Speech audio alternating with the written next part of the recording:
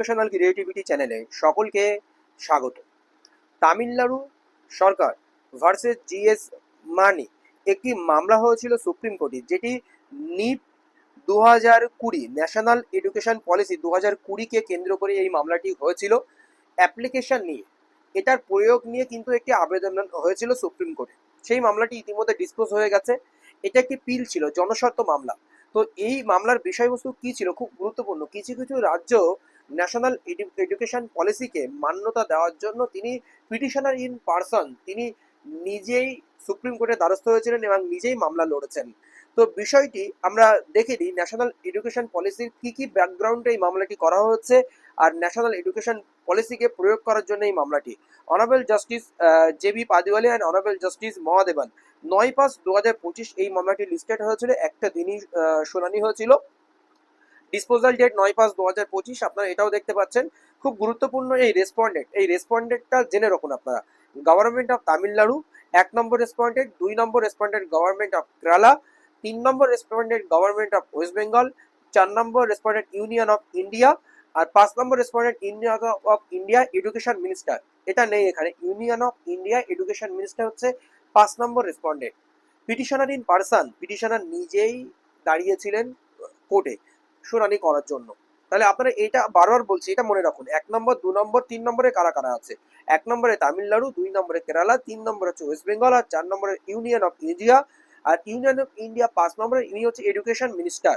Education মিনিস্টারকে এখানে party করা হয়েছিল, রেসপন্ডেন্ট করা হয়েছিল। তো এই মামলার একটি অর্ডার হয়েছিল 9/5/2025।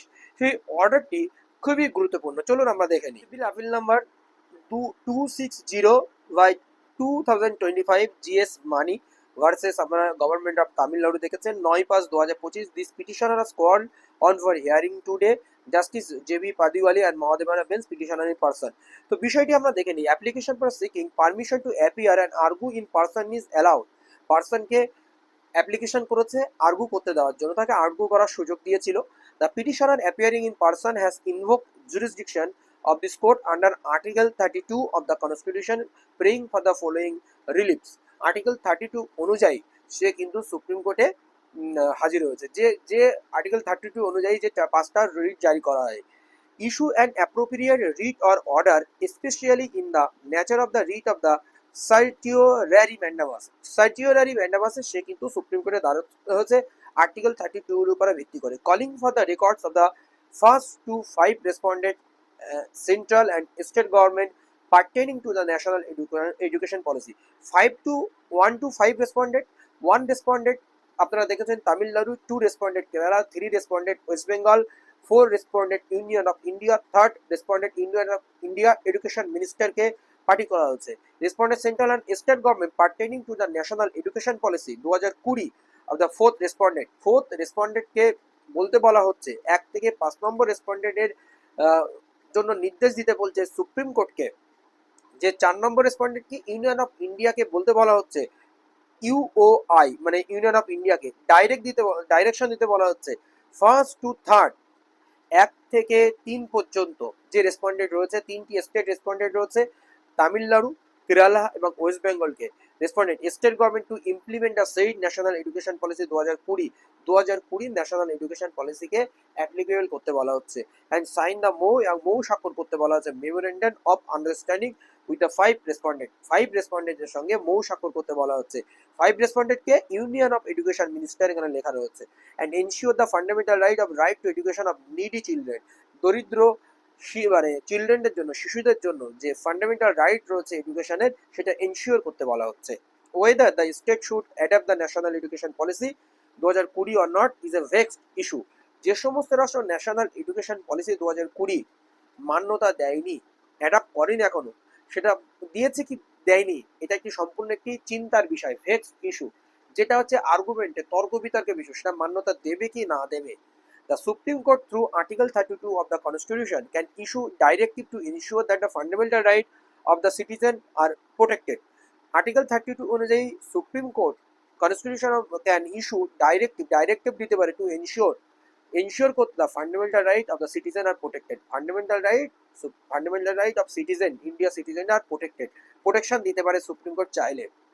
It cannot directly compel a state to adopt a policy like the National Education Policy 2020, কিন্তু এটা ডাইরেকশন দিতে পারে না সুপ্রিম কোর্ট যে একটা স্টেট গভর্নমেন্টকে এই ন্যাশনাল এডুকেশন পলিসিকে মানতেই হবে, কারণ এটা পলিসি, এটা ল নয়, আইন নয়। আইন হলে সেটা মানতে হতো, এটা জাজমেন্ট নয়, এটা হচ্ছে পলিসি। সেই পলিসিটাকে রাজ্য সরকার মানবে কি না মানবে সেটা রাজ্য সরকারের ম্যাটার।